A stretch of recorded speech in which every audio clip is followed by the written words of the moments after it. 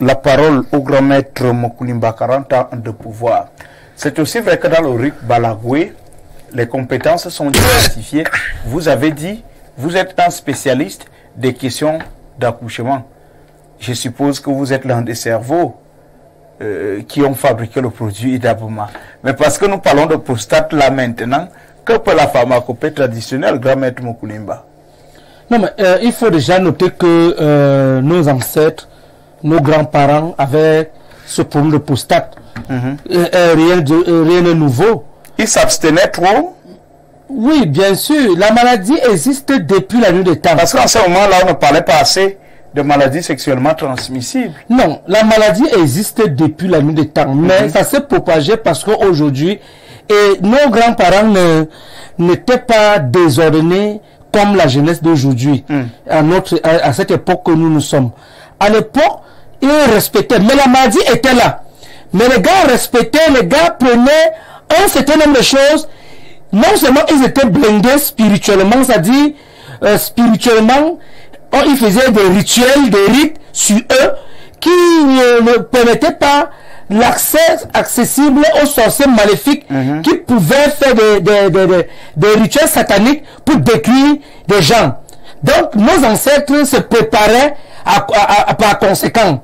Et maintenant, dans le plan de l'environnement, nos ancêtres, il n'y avait pas cette histoire comme l'initié Maïkouka dit tantôt, où on trouvait deux hommes en train de faire des rapports sexuels. C'était pas comme aujourd'hui où les gens se plaisent dans des réseaux sociaux comme TikTok, WhatsApp et Instagram et tout, où ils sont fiers de dire qu'ils sont telle chose. Ils sont les homosexuels. Il n'y avait pas ça. Donc, il n'y avait pas les jeunes qui se plaignaient de la faiblesse sexuelle, qui se plaignaient de tout ce qui est aujourd'hui. Du mal de dos et tout. Du mal de dos, les filles qui avaient les miomes, les kisses, tout ce qui se passe aujourd'hui, ça existait, mais il n'y avait pas cru ça aujourd'hui. On ne le ressentait pas. C'est pour ça que vous allez constater qu'il y a des gens qui ont par exemple 50 ans, 70 ans, 80, qui existent encore, qui ont par exemple 90 ans, qui sont encore debout, qui marchent encore. Donc, parce que à leur époque, ce n'était pas comme à cette époque aujourd'hui. Alors, toutes ces maladies ont existé. Mais les grands-parents, nos ancêtres, nos grands-parents, nos parents n'avaient pas une vie de saleté que nous avons aujourd'hui. D'accord. Or, la jeune aujourd'hui, aujourd'hui on trouve que quelqu'un a la prostate. On le déclare qu'il a la prostate et il ne veut pas se faire soigner normalement. Non, quand on déclare qu'il a la prostate et que c'est vérifié, qu'est-ce que vous pouvez faire pour lui?